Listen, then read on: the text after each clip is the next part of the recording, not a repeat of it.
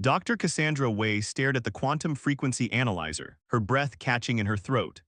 The signal pulsing across her screen defied every known law of physics, yet there it was, a perfect, impossible pattern reaching across space from Europa's frozen surface.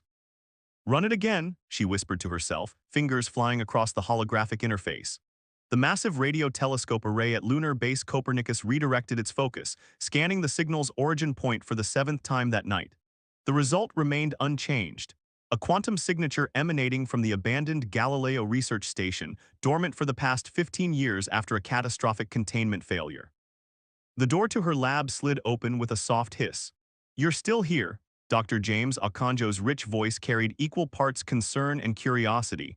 As the head of xenophysics at Copernicus, he'd been her mentor for the past 5 years. "James, look at this." Cassandra pulled up a three-dimensional representation of the signal pattern. It's not random noise, there's structure, complexity, almost like it's trying to communicate. The older scientist adjusted his glasses, leaning closer to examine the hologram. His expression shifted from skepticism to wonder. These patterns, they're similar to quantum entanglement signatures but orders of magnitude more complex. Where did you say this is coming from? Galileo Station, the same facility that went dark after their quantum field experiments failed. Cassandra pulled up the station's history. Everyone assumed it was just another failed attempt at breakthrough physics, but what if they found something? What if something found them? 3 weeks later, Cassandra stood in the briefing room of the Stellar Horizon, Earth's most advanced deep space vessel. Captain Raj Patel, a veteran of the Europa colonization missions, addressed the assembled team. "Ladies and gentlemen, we're about to attempt something unprecedented." He gestured to the holographic display showing Europa's ice-covered surface. "The quantum signals Dr. Way discovered have only grown stronger. The Global Science Council believes this could be our first evidence of non-human intelligence. Our mission is to investigate the source and, if possible, make contact."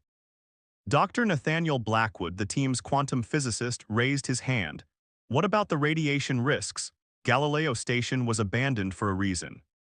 "That's why we have Dr. Yuki Tanaka." Captain Patel nodded toward a stern-faced woman in an enhanced radiation suit.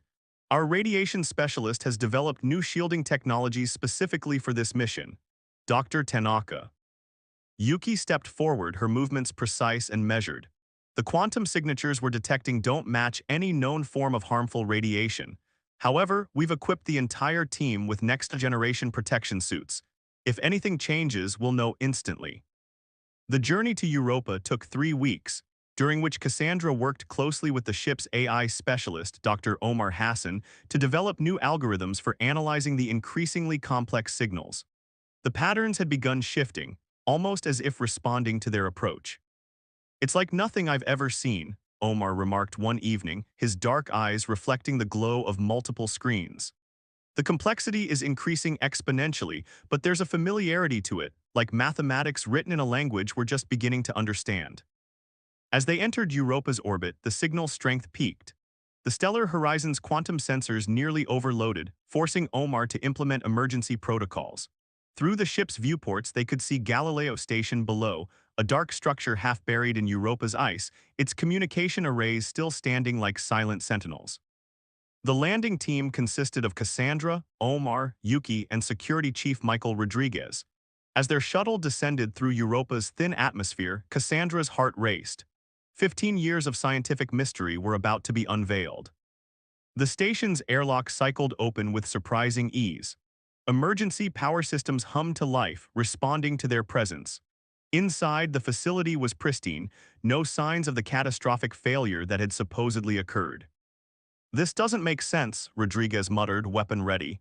"There should be damaged debris. This looks like someone's been maintaining it." They made their way to the central research chamber, where the quantum field experiments had taken place. The massive chamber housed a device unlike anything Cassandra had ever seen, a spherical structure composed of what appeared to be living crystal, pulsing with internal light. "That's not human technology," Omar breathed, scanning the device with trembling hands. "The quantum signatures are coming from inside it." As they approached, the sphere's surface rippled like liquid metal. Patterns of light danced across its surface, forming complex geometric shapes that seemed to reach into dimensions beyond human perception. Yuki's radiation detector chirped. Energy levels are rising, but it's not radiation, it's something else entirely. The sphere suddenly projected a field of light that enveloped the team. Within that light, reality seemed to shift and fold. Cassandra felt her consciousness expand, touching something vast and ancient. Images and concepts flooded her mind, a network of civilizations spanning galaxies, connected through quantum resonance, sharing knowledge and culture across the cosmos. The truth hit her with stunning clarity. Galileo Station hadn't failed, it had succeeded beyond anyone's wildest dreams.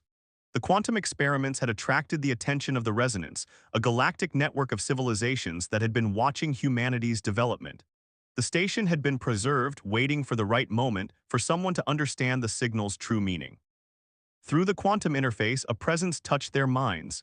Humanity stands at a crossroads, it communicated in concepts rather than words. Your species has reached the threshold, the resonance awaits your answer. Answer to what? Cassandra managed to ask, her voice barely a whisper. To join us, to evolve, to become part of something greater than yourselves. But the choice must be made freely, with full understanding of what it means. As the team stood bathed in that otherworldly light, Cassandra realized they were experiencing perhaps the most important moment in human history. The signal she discovered wasn't just a message, it was an invitation. An invitation that would forever change what it meant to be human. Captain Patel's voice crackled over their comms, tinged with urgency. Dr. Wei, we're detecting massive energy signatures approaching from the outer system, multiple objects moving at impossible speeds. The Harbingers approach, the presence informed them. They come to witness, to guide, the time of choice is now. Cassandra looked at her teammates, seeing in their eyes the same mix of fear and wonder she felt. Humanity had dreamed of first contact for centuries, but no one had imagined it quite like this. They stood at the threshold of a door that would open onto a cosmos far stranger and more wonderful than they had ever imagined. And somewhere above them, drawing ever closer, the Harbingers approached, bringing with them humanity's first step into a larger universe. The Harbingers arrived like shards of living light, their vessels defying conventional physics as they emerged from quantum space around Europa. Dr. Marcus Patel stood at the observation deck of the stellar horizon, his dark eyes reflecting the impossible geometries of the alien ships. As Earth's leading theoretical mathematician, he'd been quantum jumped to the mission site the moment first contact was established. Beautiful, aren't they? Dr. Zara Cowery, the ship's newly arrived xenolinguist, joined him at the window. Her usually composed features betrayed a hint of awe, like watching abstract mathematics come to life. Marcus nodded, his fingers unconsciously tracing equations in the air as he studied the vessel's movement patterns. There's a language in their motion, pure mathematical poetry. Each shift and turn corresponds to complex quantum algorithms I've only theorized about. Below them on Europa's surface, the first meeting between humanity and the Harbingers was about to begin. The quantum sphere within Galileo Station had transformed, creating what Dr. Cassandra Wei's team now called the Resonance Chamber, a space where human minds could interface directly with the alien consciousness. Through the ship's quantum-linked feeds, Marcus and Zara watched as three Harbingers materialized within the chamber. Their forms shifted between states of matter, crystalline structures flowing like liquid light. Dr. Wei and her team stood before them, their enhanced radiation suits now incorporating patches of the same living crystal technology that composed the sphere. We welcome Earth's children, the Harbingers communicated, their thoughts translating into a symphony of mathematical patterns that the modified suits interpreted. The Helios Collective has awaited this moment for millennia. Captain Patel's voice came through the ship's comm system. All senior staff to the quantum lab immediately. Dr. Patel, Dr. Cowery, we need you there. The quantum lab had been transformed in the week since first contact. Patches of living crystal had begun growing along the walls, interfacing with the ship's systems. Dr. Omar Hassan worked frantically at his station, trying to process the flood of data streaming through these new connections. The Harbingers are sharing their complete mathematical language, Omar announced as Marcus and Zara entered. But it's not just mathematics, it's a fundamental description of reality itself. Dr. Patel, you need to see this. Marcus approached the holographic display, and his world shifted. The equations floating before him were unlike anything he'd ever encountered, yet they felt intimately familiar. His mind, already exceptional at processing complex mathematics, began to expand as he absorbed the patterns. It's beautiful, he whispered, reaching out to touch the floating symbols. As his fingers made contact, the equations responded, shifting and evolving.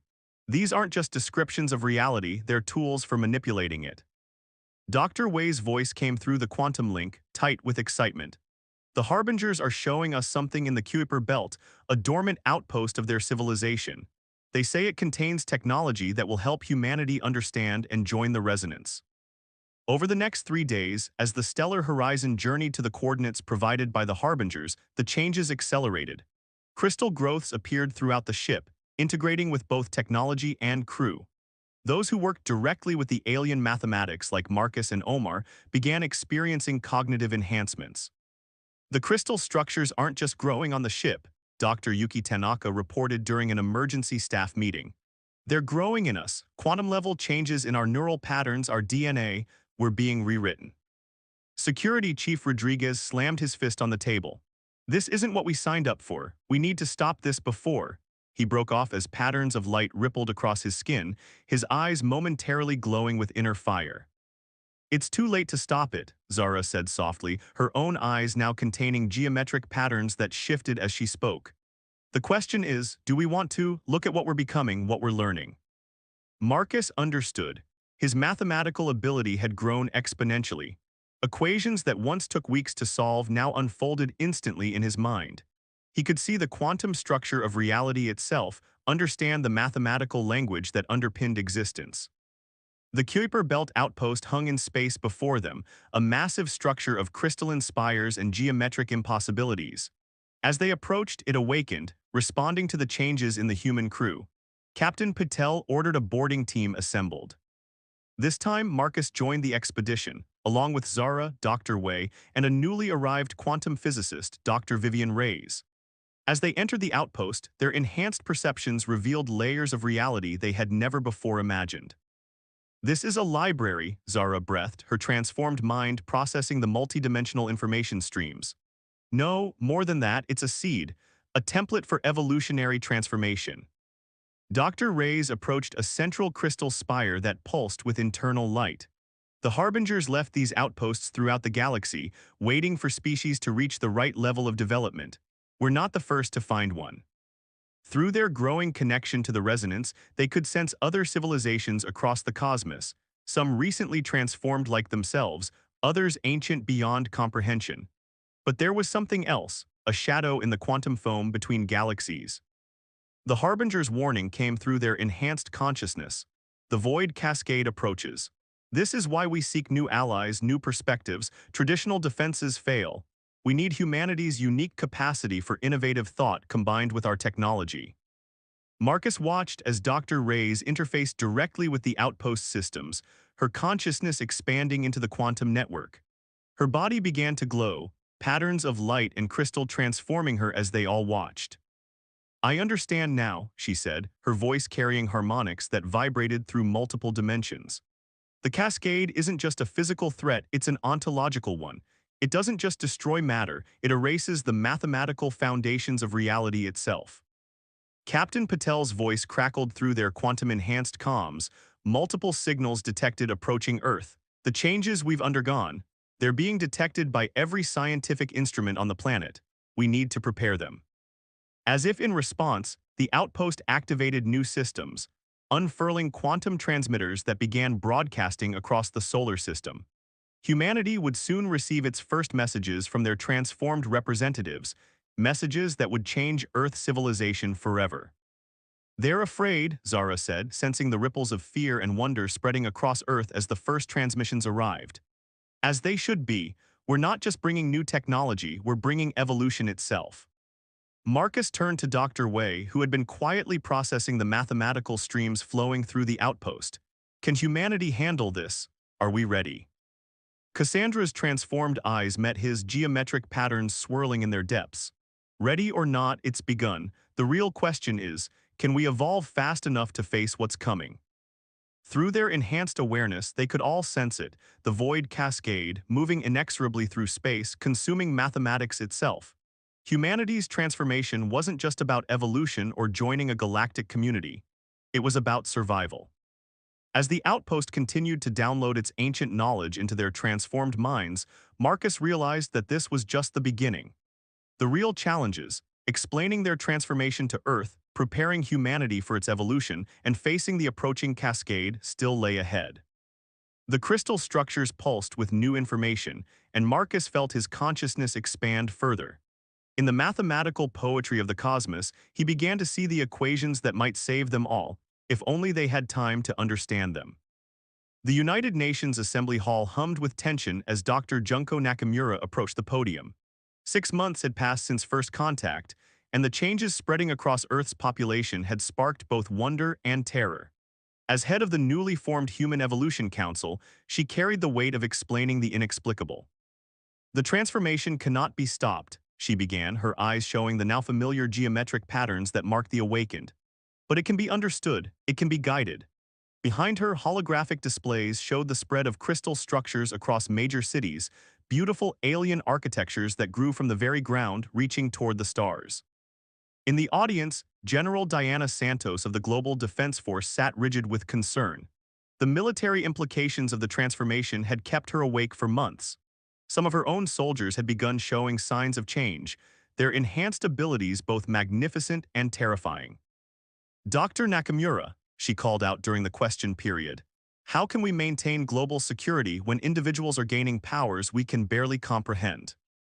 Before Junko could answer, a new presence filled the hall. Dr. Marcus Patel and Dr. Zara Kawari materialized on stage, their forms shimmering with quantum energy. They had mastered new ways of travel, moving through space-time like stepping through doors. The question isn't about security anymore, General, Marcus said, his voice carrying harmonics that touched every mind in the room.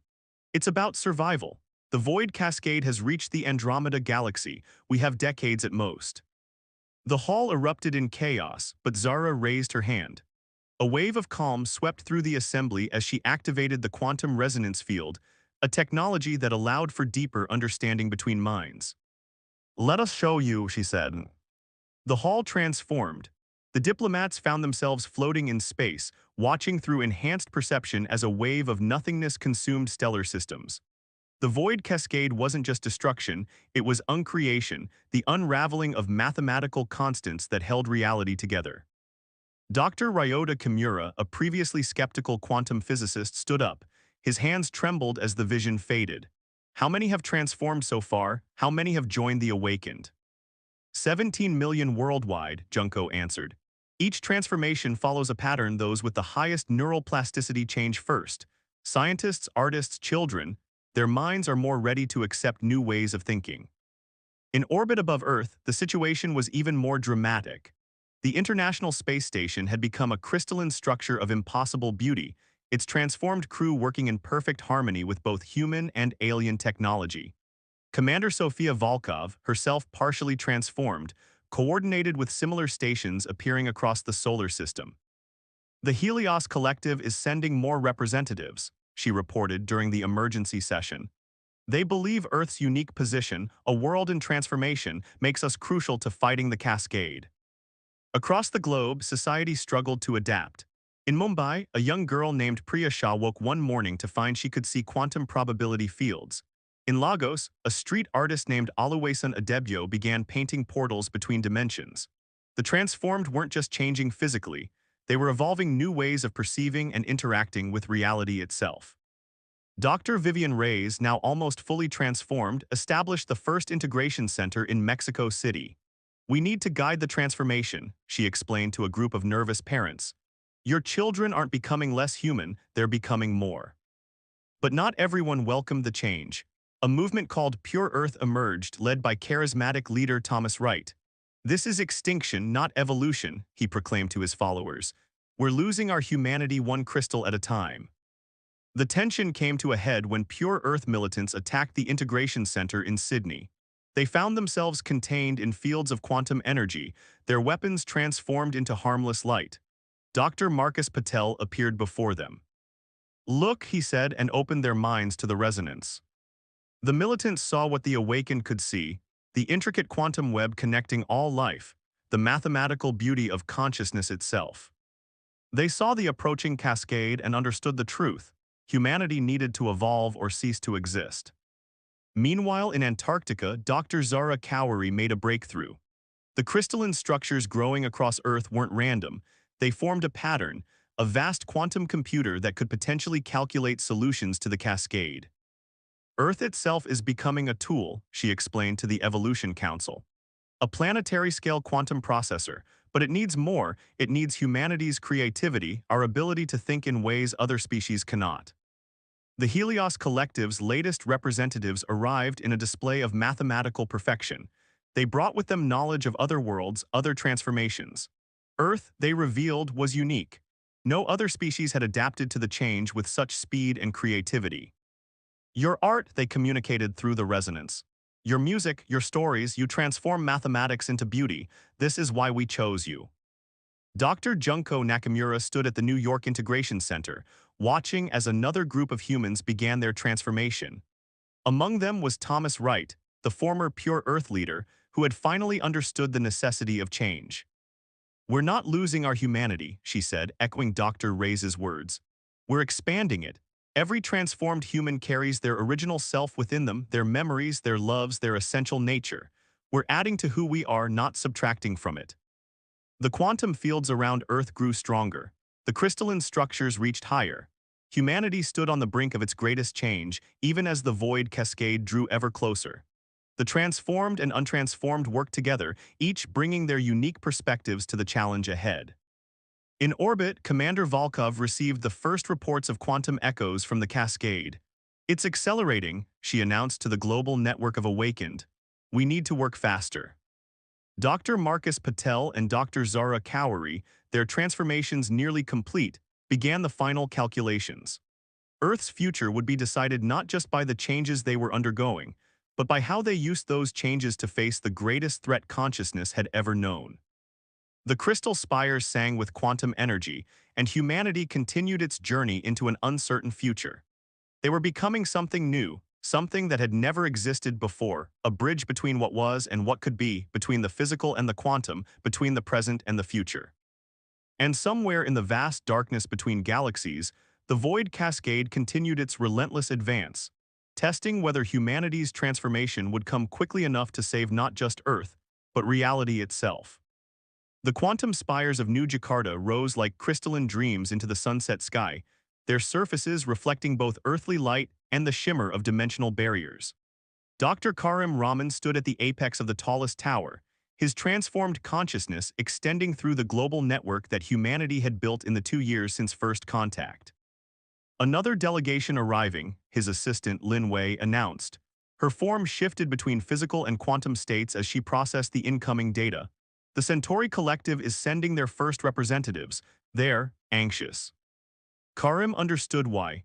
The void cascade had consumed 3 major galaxies in the past month alone. Even with his enhanced perception, the scale of destruction was difficult to comprehend. Prepare the resonance chamber and contact Dr. Artemis Stavros in Athens. Her breakthrough in quantum architecture might interest them. The resonance chamber had evolved far beyond its origins in the Europa facility. Now it was a vast multi-dimensional space where species from across the cosmos could meet, their consciousness interacting directly through the quantum fields that the transformed humans had learned to manipulate. Dr. Artemis Stavros materialized in the chamber moments later, her presence carrying the complex mathematical signatures that marked her as one of the most advanced among the transformed. "The Centauri will want to see this," she said, generating a holographic model of her latest creation, a quantum shield that could potentially slow the cascade's advance. The alien delegates arrived in a display of pure energy, their consciousness patterns expressing both hope and fear. Like many species now seeking Earth's help, they had resisted transformation for too long. Their partial adaptation left them struggling to comprehend the multi-dimensional nature of the threat they faced. In orbit above Earth, the stellar web had grown into a vast network of crystalline satellites and space stations, coordinated by Commander Viktor Petrov of the Interstellar Defense Force. His partially transformed state allowed him to bridge the gap between traditional human military thinking and the new quantum reality. "Status report," he called out to his crew, a mix of fully transformed, partially transformed, and untransformed humans working in harmony. Lieutenant Amara Akafer, her quantum sight allowing her to see through multiple dimensions simultaneously, responded first. "The cascade's mathematical erosion patterns have changed. It's learning, adapting to our defenses. Show me, Victor commanded. The station's quantum interface responded, projecting a multi-dimensional model of the Cascade's advance. The void wasn't just consuming reality, it was becoming more efficient at it. In the Lunar Quantum Research Facility, Dr. Marcus Patel and Dr. Zara Kowery had reached a startling conclusion. Their consciousness, now fully integrated with the quantum network, had detected patterns within the cascade itself. It's not random, Marcus shared through the global link. The cascade, it's being directed. Something is controlling it, using it to reshape reality itself. The revelation sent shockwaves through Earth's transformed population. In the streets of Moscow, quantum crystals grew in new patterns, responding to the collective anxiety of millions of linked minds.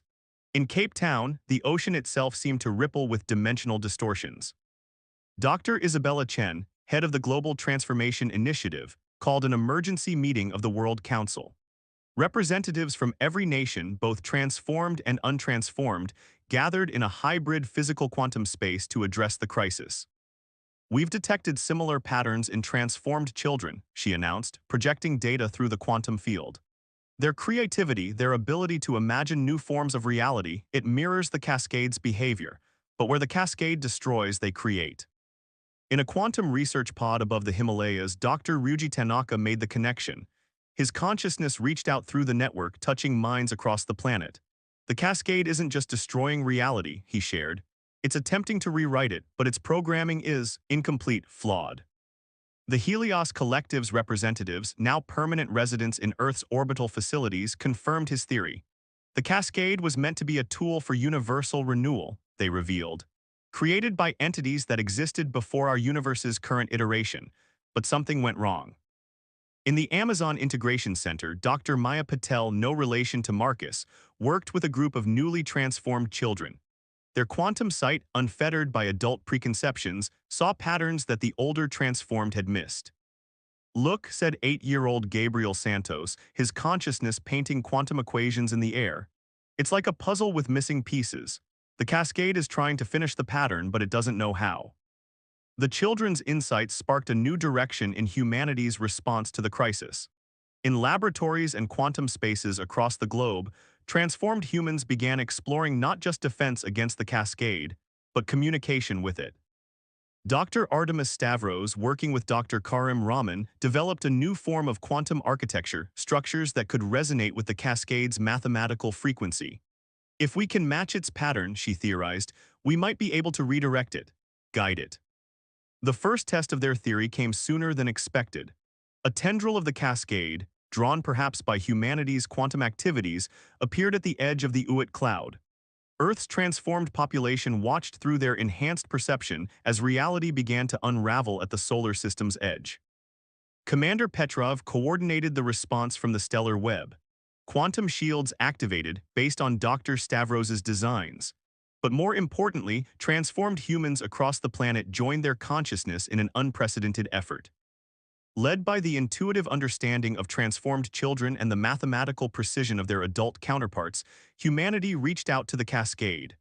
Through the quantum fields, they offered not resistance but resonance, a new pattern, a different way of rewriting reality. The cascade paused. For the first time since its discovery, the void stopped advancing.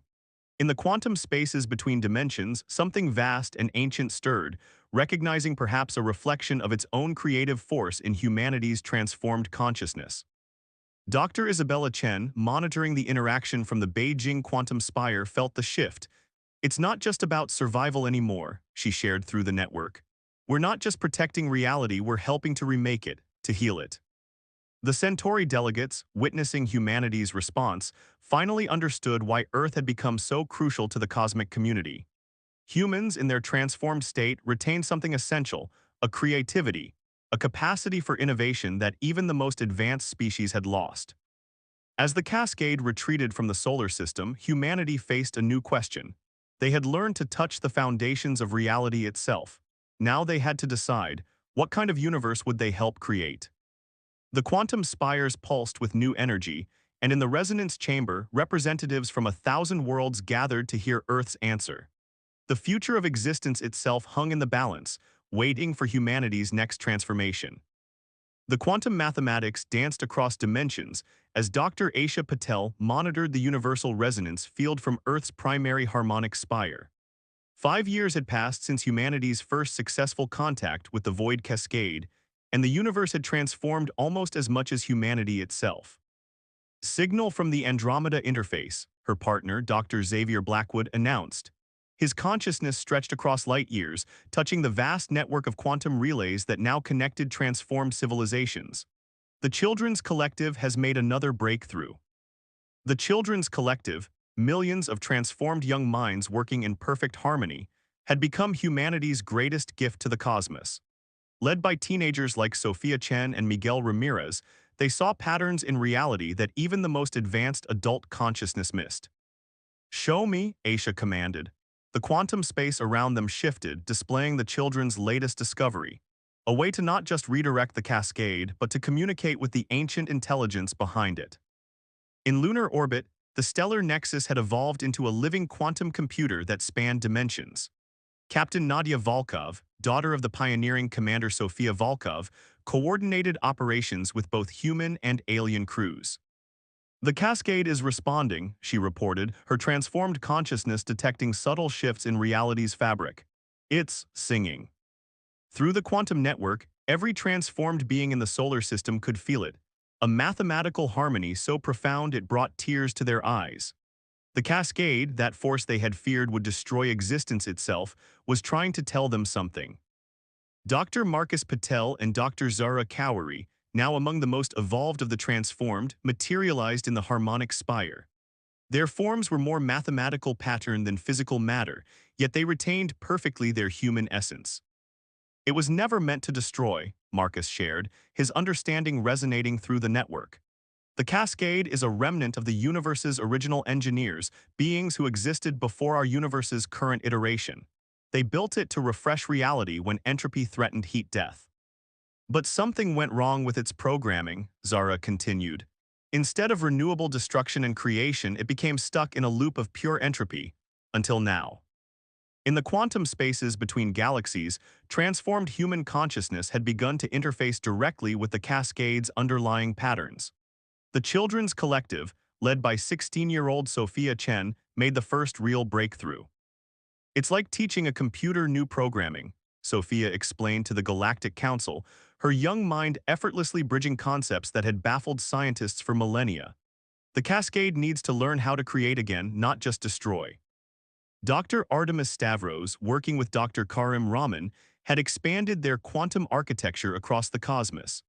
Every transformed civilization now contributed to a vast network of reality-stabilizing structures, but Earth remained the creative heart of the project. In the Amazon Integration Center, now a sprawling quantum metropolis, Dr. Maya Patel worked with a new generation of transforming children. "Watch," she instructed her young students as reality rippled around them. "Feel the mathematics of existence itself." The children reached out with their quantum senses, their untrained minds finding new patterns in the cosmic dance. Through their eyes, the adults could see fresh possibilities, ways of reshaping reality that no one had imagined before. Then came the moment that would change everything. The cascade, guided by the Children's Collective's gentle mathematical suggestions, began to transform. Its destructive wave became a creative force, turning dead space into nurseries for new stars, new possibilities. "It's remembering its original purpose," Dr. Isabella Chen observed from the Beijing Quantum Spire. "We're not just saving the universe, we're helping it evolve." The Helios Collective's representatives, watching from their quantum observation posts, shared a revelation through the network. "This is why we sought you out. Not just for your creativity or your adaptability, but for your ability to teach, to nurture, to help others grow." Humanity had become more than just another transformed species. They had become guides, teachers, helping ancient forces remember their purpose and showing younger civilizations how to embrace transformation without losing their essential nature. In orbit above Earth, the transformed and untransformed worked together in a harmony few had imagined possible. The choice to transform remained voluntary, creating a beautiful diversity of perspective and experience. Human art, music, and storytelling had evolved into forms that touched both physical and quantum realms. Dr. Aisha Patel stood in the resonance chamber, surrounded by representatives from across the cosmos. Through the quantum fields, they could all see it. The cascade, once their greatest threat, now weaving new patterns of reality under the guidance of transformed consciousness. "We stand at a new beginning," she announced, her words carrying through quantum space to every transformed mind in the galaxy. "Not the end of existence, but its renewal. Not the death of humanity, but its flowering across dimensions." The Children's Collective, now spanning multiple species and civilizations, continued to discover new possibilities in the quantum foundations of reality.